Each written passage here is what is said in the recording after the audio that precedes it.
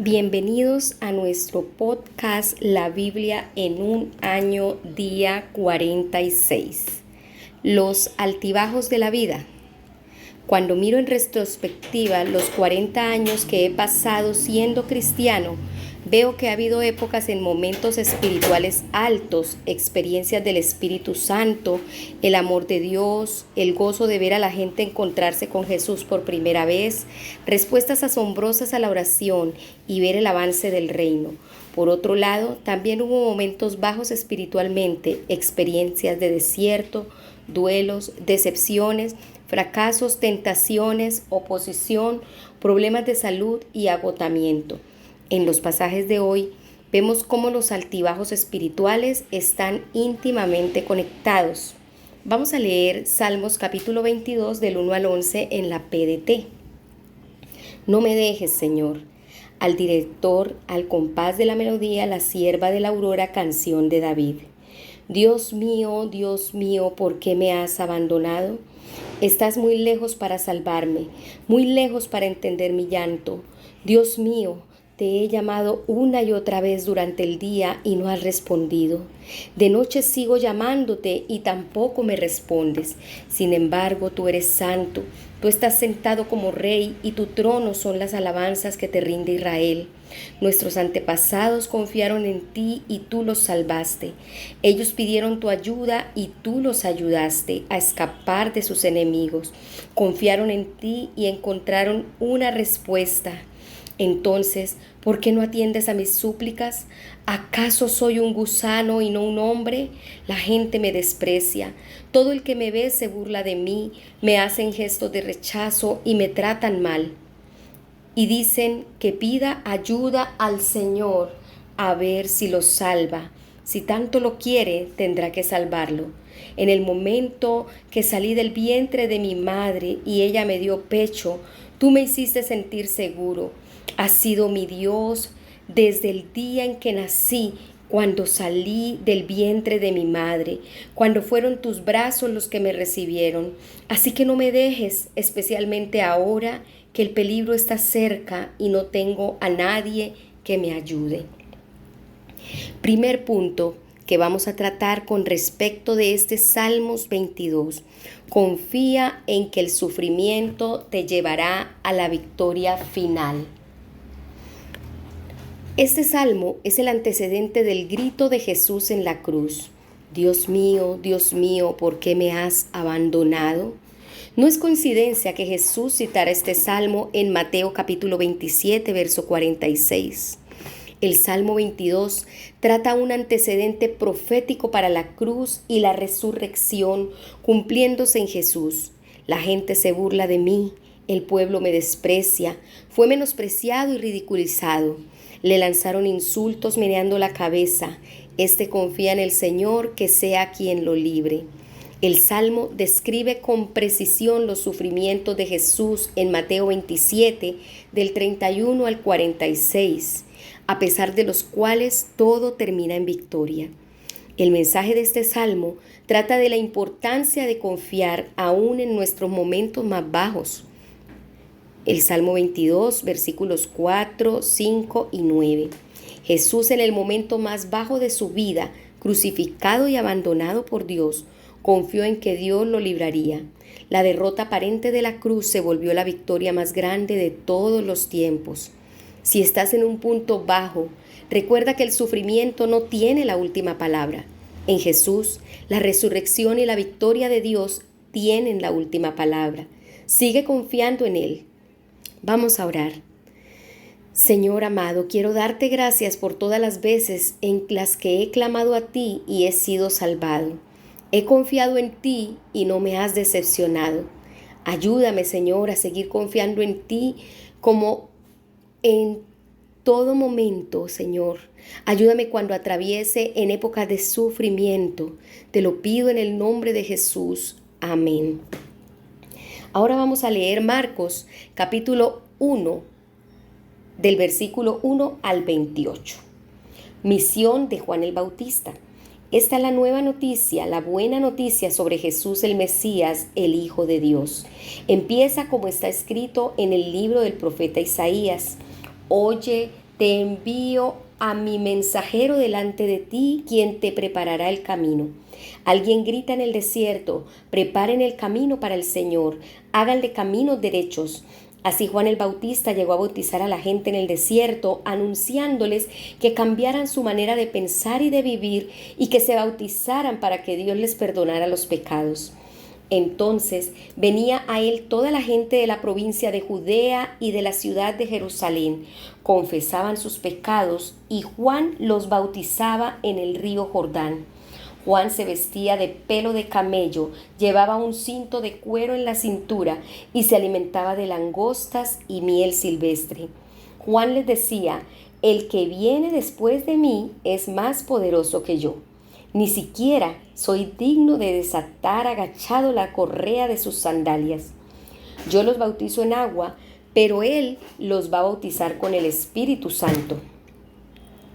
Bautismo de Jesús. En esos días Jesús llegó desde Nazaret de Galilea y Juan lo bautizó en el río Jordán. Tan pronto como Jesús salió del agua, vio que el cielo se rasgaba y que el Espíritu Santo bajaba sobre él como una paloma. Entonces vino una voz del cielo que decía: este es mi Hijo amado, con quien estoy muy contento. Jesús es puesto a prueba. Inmediatamente el Espíritu Santo impulsó a Jesús al desierto. Jesús estuvo allí 40 días y Satanás lo puso a prueba. Estuvo entre los animales salvajes, pero los ángeles lo cuidaban. Jesús comienza su obra. Después de que encarcelaron a Juan, Jesús fue a Galilea y comenzó a anunciar la buena noticia de parte de Dios. Él decía: ha llegado el momento, el reino de Dios ya está cerca. Cambien su manera de pensar y de vivir y crean en la buena noticia. Los primeros seguidores. Jesús caminaba junto al mar de Galilea cuando vio a Simón y a su hermano Andrés. Estaban lanzando la red para pescar en el mar, pues eran pescadores. Y Jesús les dijo: síganme, y yo les enseñaré a pescar hombres. Y enseguida dejaron sus redes y lo siguieron. Un poco más adelante, Jesús se encontró a Santiago y a su hermano Juan, los hijos de Zebedeo. Estaban en una barca arreglando las redes para pescar. Y enseguida los llamó y dejaron a su papá Zebedeo, que estaba en la barca con los trabajadores, y siguieron a Jesús. Jesús sana a un endemoniado. Jesús y sus seguidores llegaron a Capernaum y enseguida, en el día de descanso, Jesús entró en la sinagoga y empezó a enseñar. La gente se admiraba de su enseñanza porque les enseñaba como alguien que tiene autoridad y no como los maestros de la ley. De pronto llegó a la sinagoga un hombre poseído por un espíritu maligno que gritó: ¿qué quieres de nosotros, Jesús de Nazaret? ¿Has venido a destruirnos? Yo sé quién eres tú, el Santo de Dios. Pero Jesús reprendió al espíritu maligno y le dijo: cállate y sal de él. Luego el espíritu maligno sacudió al hombre, dio un gran grito y salió de él. Todos se quedaron atónitos y empezaron a preguntarse entre sí: ¿qué está pasando? Este hombre enseña algo nuevo y lo hace con autoridad. Hasta puede darles órdenes a los espíritus malignos y ellos lo obedecen. La fama de Jesús se extendió rápidamente por toda la región de Galilea. Segundo punto: crece en autoridad en las batallas y en las bendiciones. Recientemente Pipa y yo tuvimos un video en blanco y negro de Billy Graham predicando en Los Ángeles en 1963, en el que utiliza la versión autorizada de la Biblia en inglés. Incluso ahora, 50 años después, se siente el poder de su mensaje. Lo que más sorprende es la autoridad con la que habla. Ese tipo de autoridad es un reflejo de la autoridad suprema de Jesús.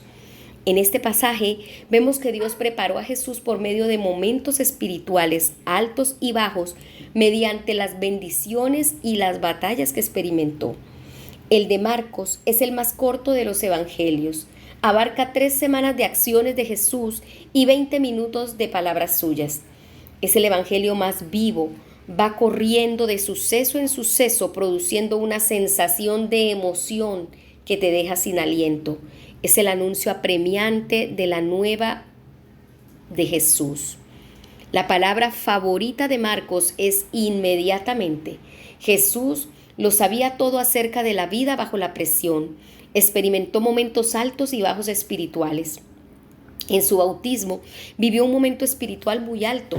Tuvo una visión, vio que el cielo se abría, experimentó al Espíritu Santo. El Espíritu Santo bajaba sobre él como una paloma. Escuchó la voz de Dios, se oyó una voz del cielo y recibió la certeza de su filiación. Tú eres mi hijo. Conoció en su interior el amor de Dios por él. Eres mi hijo amado. Y se deleitó en cómo Dios dijo, estoy muy complacido contigo. Y de ahí pasó directamente a un momento espiritual bajo en el desierto, donde fue tentado por Satanás durante 40 días, versículo 12. Que no te sorprenda el ataque espiritual que sigue a las grandes experiencias espirituales. Siempre intentamos advertir a la gente de esto.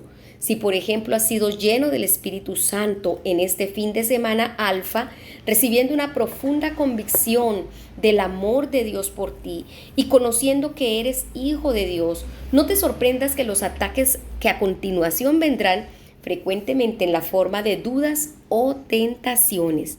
Cuando contemplo mi propia vida, puedo ver que aunque los tiempos así me parecieron muy dolorosos, en el momento, ahora puedo reconocer lo importantes que fueron para prepararme para lo que había de venir.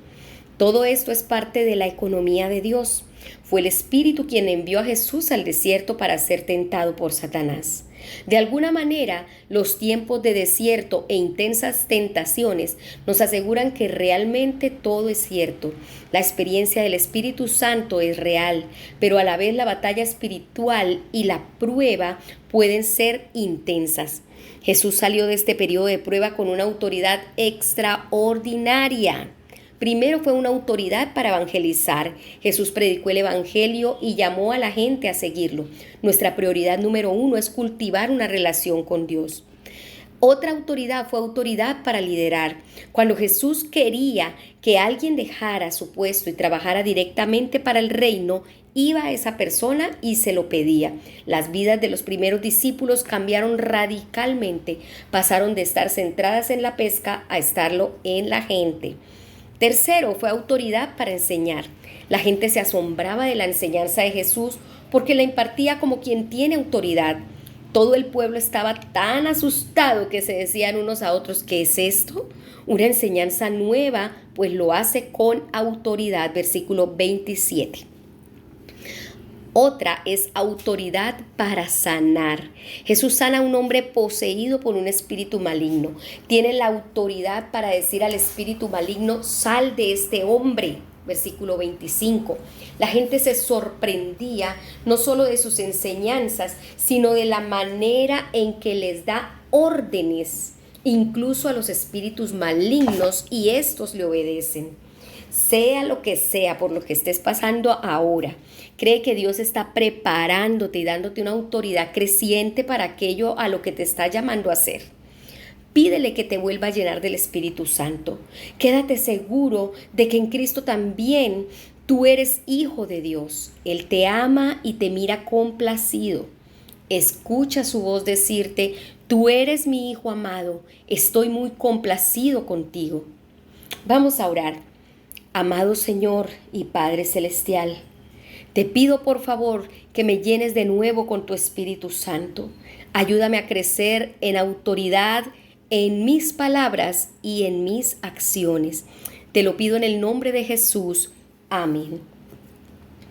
Ahora vamos a leer Éxodo capítulo 17 y capítulo 18. Sale agua de la roca. Toda la comunidad israelita atravesó el desierto de Sin por etapas, tal como el Señor les dijo que hicieran. Montaron el campamento en Refidín, pero allí no había agua para beber. El pueblo le reclamó a Moisés. Dijeron, danos agua para beber. Moisés les dijo, ¿por qué se están quejando conmigo? ¿Por qué ponen a prueba al Señor? Pero el pueblo tenía mucha sed y quería tomar agua. Por eso siguieron quejándose en contra de Moisés. Le preguntaron: ¿por qué nos sacaste de Egipto para matarnos de sed a nosotros, a nuestros hijos y al ganado? Entonces Moisés rogó al Señor y dijo: ¿qué voy a hacer con este pueblo? Un poco más y me matan a pedradas. El Señor le dijo a Moisés: pasa delante del pueblo y hazte acompañar de algunos ancianos líderes de Israel. Lleva en tu mano el bastón que usaste para golpear al Nilo y ve. Yo me voy a colocar frente a ti sobre la roca que está en Horeb. Cuando golpees la roca saldrá agua de ella para que beba el pueblo. Entonces Moisés hizo exactamente eso, frente a los ancianos. Llamó a este sitio Masá y Meribá, porque los israelitas se quejaron y pusieron a prueba al Señor, preguntando: ¿está o no está el Señor con nosotros? Victoria sobre los amalecitas. Los amalecitas vinieron y lucharon contra Israel en Refidín. Entonces Moisés le dijo a Josué: elige a alguno de nuestros hombres y vayan a pelear contra Amalec. Yo me voy a parar mañana en la cima de la colina sosteniendo el bastón de Dios en mi mano. Josué obedeció a Moisés y se fue a pelear contra Amalec. Mientras tanto, Moisés, Aarón y Hur subieron a la cima de la colina. Cuando Moisés levantaba sus brazos, Israel ganaba la batalla, pero cuando bajaba sus brazos, Amalec comenzaba a ganar. Cuando se le cansaron los brazos a Moisés, lo colocaron en una roca debajo de él.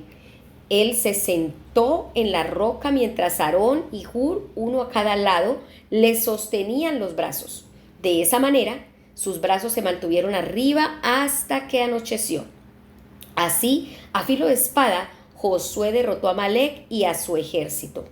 El Señor le dijo a Moisés: escribe un mensaje en un documento para que se le grabe en la mente a Josué. Quedará solo vaga memoria de los amalecitas. Los voy a destruir por completo. Así el pueblo nunca olvidará lo que le he dicho. Luego Moisés construyó un altar y lo llamó El Señor es mi estandarte. Y dijo: tomemos el estandarte del Señor. Él siempre va a estar en guerra contra el pueblo de Amalec. Capítulo 18. Consejo del suegro de Moisés. Jetro, sacerdote de Madián y suegro de Moisés, se enteró de todo lo que había hecho por Moisés, Dios, y por su pueblo Israel, y de cómo el Señor lo había sacado de Egipto. Entonces Jetro fue a donde estaba Moisés y llevó con él a Séfora, la esposa de Moisés. Séfora no estaba con Moisés porque Jetro la había recibido después de que ella había sido enviada a casa. Jetro también llevó con él a los dos hijos de Séfora. El nombre de uno de ellos era Gersón, porque Moisés dijo: yo era un inmigrante en tierra extranjera. El otro hijo se llamaba Eliezer, porque Moisés dijo: el Dios de mi papá me ayuda y me salvó de la espada del faraón. Jetro, la esposa, y los dos hijos de Moisés fueron al monte de Dios en el desierto donde estaba acampando Moisés. Jetro le dijo a Moisés: yo, Jetro, tu suegro, vengo a verte junto con tu esposa y tus dos hijos. Moisés salió a recibir a su suegro y se inclinó ante él y lo saludó de beso. Cuando los dos se habían saludado, entraron en la carpa.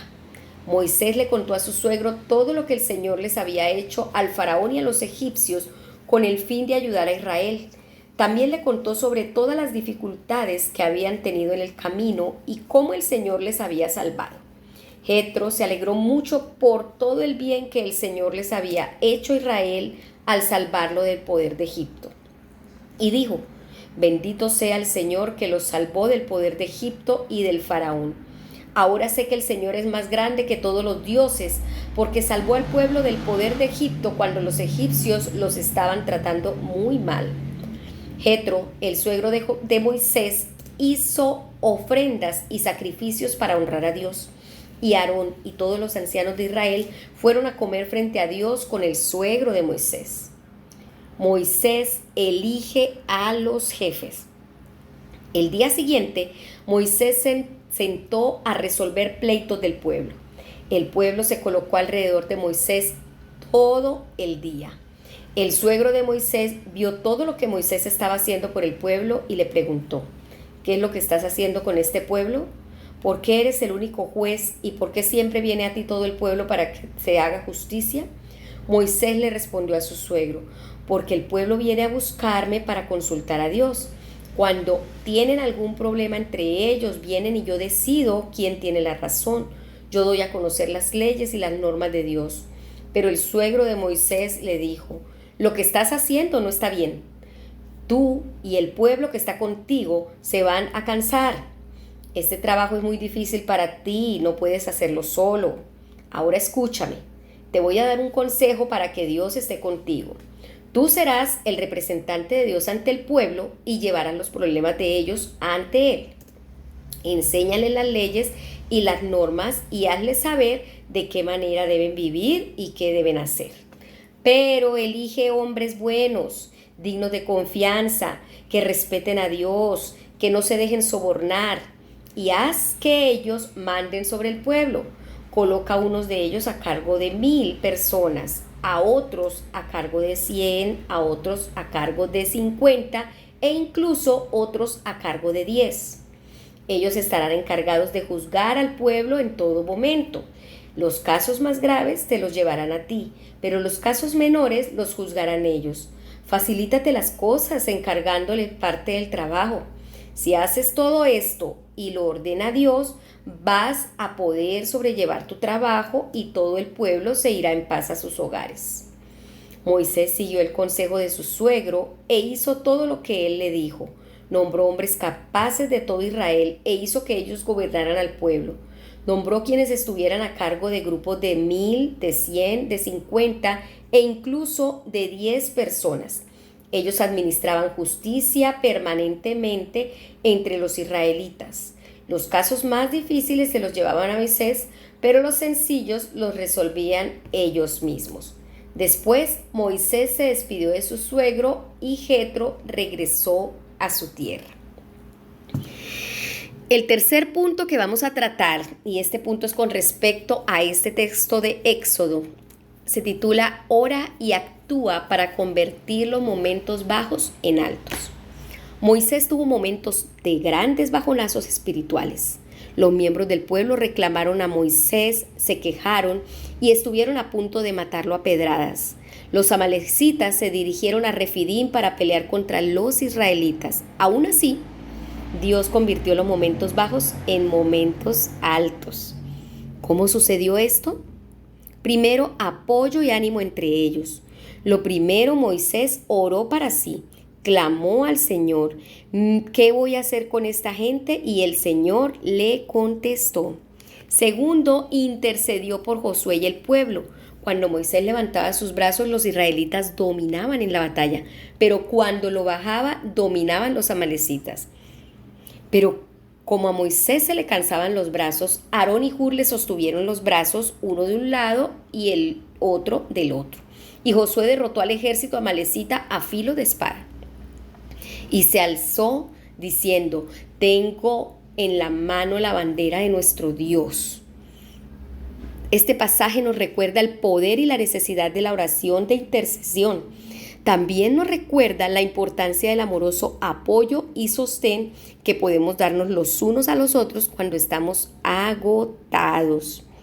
Otra cosa que vemos, cómo Dios convirtió los momentos bajos en momentos altos en la vida de Moisés, es: aprende a delegar. El suegro de Moisés, Jetro, le dio un excelente consejo. Le señaló que si no delegaba, acabaría quemándose. La tarea sobrepasa tus fuerzas y tú solo no vas a poder realizarla. Moisés era lo suficientemente humilde y sabio para escuchar a su suegro. No es bueno que intentes hacerlo todo tú solo. Es una manera pobre de liderazgo que lleva al agotamiento y a quemarse. También lleva a infrautilizar los dones de otras personas, su tiempo y habilidades. Lo normal es que al igual que tú acaben frustrados. Pero la sola delegación no resuelve el problema. Necesitamos los líderes adecuados. Si delegas en la gente equivocada, por mucha microgestión que hagas, no se resolverán los problemas. Si consigues tener líderes adecuados, podrás depositar tu confianza en ellos, dejarlos actuar con independencia y potenciarlos. Moisés sigue el consejo de Jetro. Usa 3 criterios para elegir y nombrar líderes. Primero, elige a la gente capaz. Necesitamos gente con capacidad para que podamos delegar con confianza. Segundo, elige líderes de acuerdo a su espiritualidad, aquellos que temen a Dios. Y el tercer criterio es el carácter. Personas que sean sinceras y dignas de confianza, leales, discretos y fiables. Moisés dio a los líderes diferentes responsabilidades, probablemente en función de sus habilidades. A uno les dio autoridad sobre grupos de 1000 personas, a otros sobre grupos de 100, a otros sobre grupos de 50 y a otros sobre grupos de 10. Delegó una parte del poder de decisión, pero no la totalidad. Las decisiones simples serán delegadas, no así las complicadas. El resultado fue que Moisés pudo aguantar y el pueblo se fue a casa satisfecho. Versículo 23. Vamos a orar. Señor, amado mío, te pido por favor que me ayudes a hacer que mi relación contigo sea la prioridad número 1 de mi vida. Ayúdame a encontrar en la iglesia gente capaz, gente que sea temerosa de ti, gente que sea confiable, Señor, para poder facultarlos, enseñarles, empoderarlos, de modo que yo pueda aguantar y la gente se vaya a casa satisfecha, Señor. Te pedimos que nos ayudes con esta obra y que puedas darnos el crecimiento, la multiplicación y la bendición que has planeado para nosotros. En el nombre de Cristo Jesús. Amén. La pastora Pipa añade en Éxodo 18, versículo 9, 17 al 19. Jetro fue un suegro excelente. Me alegró con los éxitos de Moisés y le ofreció consejo allá donde vio problemas. ¡Qué bendición! Recordemos que este devocional de la Biblia en un año fue escrito por el pastor Nicky Gumbel de la iglesia HTB en Londres. Y la voz de este podcast es de Marisol Rojas. Que el Señor les bendiga.